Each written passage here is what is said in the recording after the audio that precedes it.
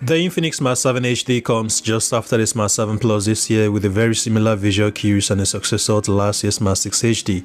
It costs just only 57,000 Naira and it comes with 64GB of storage and 2GB of RAM with additional 2GB using memory fusion.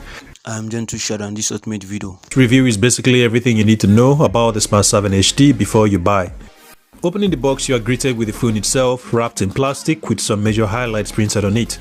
Next is a 10-watt charger, which has now become a standard on Infinix low-end devices, a micro USB cable and the regular SIM tray ejector tool, free earpiece, hard X-Pack leaflet and a transparent hard plastic case that actually fits the device so well. And it's so interesting to see how Infinix still adds all this in the box while other brands don't see it as a necessity.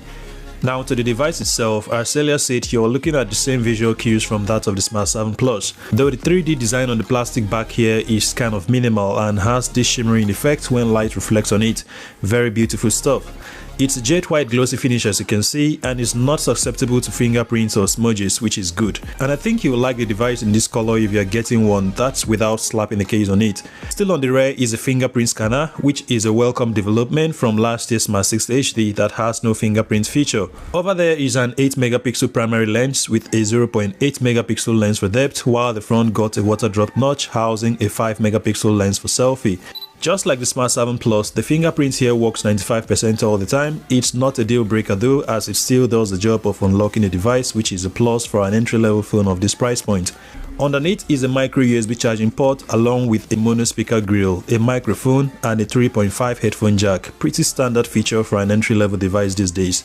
On the right side of the plastic frame is a clicky volume rockers and a power button. And on the left side we've got a dual 4G SIM tray with support for an SD card, while the top of the phone is as plain as seen. As for the screen, it got 6.6 inches IPS LCD display, which translates to 84.6% screen to body ratio.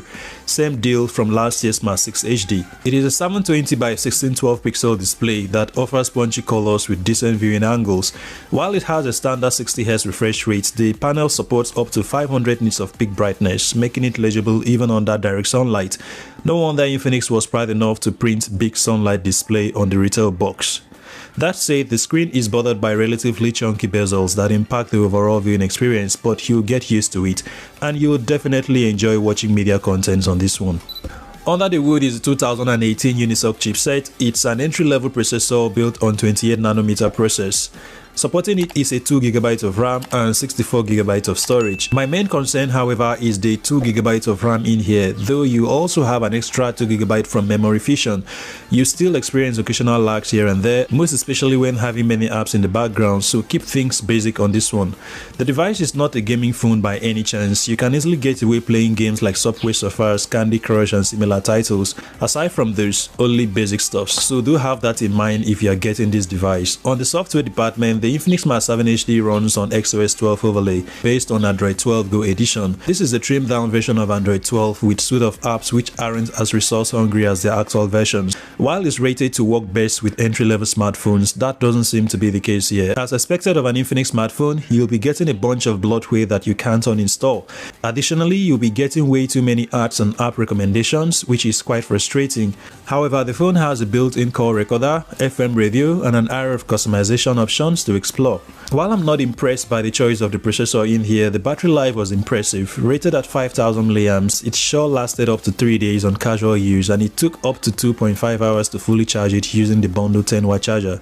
Now back to the mono speaker located right here. It is average at best. You'll be better off enjoying music or movies using a headphone instead of the single firing speaker.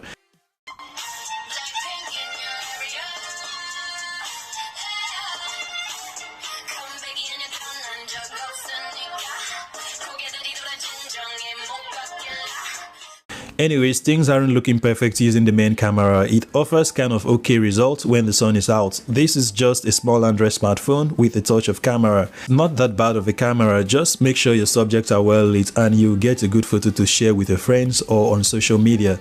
You can also shoot videos with it on max 1080 pixel at 30 frames per second, and you'll also be getting shaky footage with out of place autofocus. Seeing this device, I was kind of like, who was it really made for when you have the regular Smart 7 and the Smart 7 Plus? Then I realized that Infinix has tricks up their sleeves when it comes to market strategy.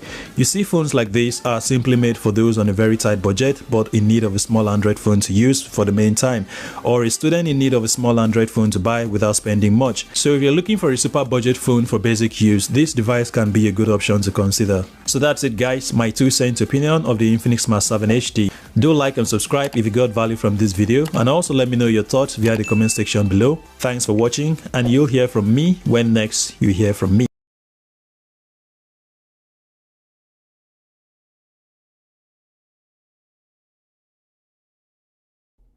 Page, we update you in every software event and future technology. So keep tight by subscribing and clicking the bell icon. And if you are on Facebook, hit that follow icon and keep visiting my page for more.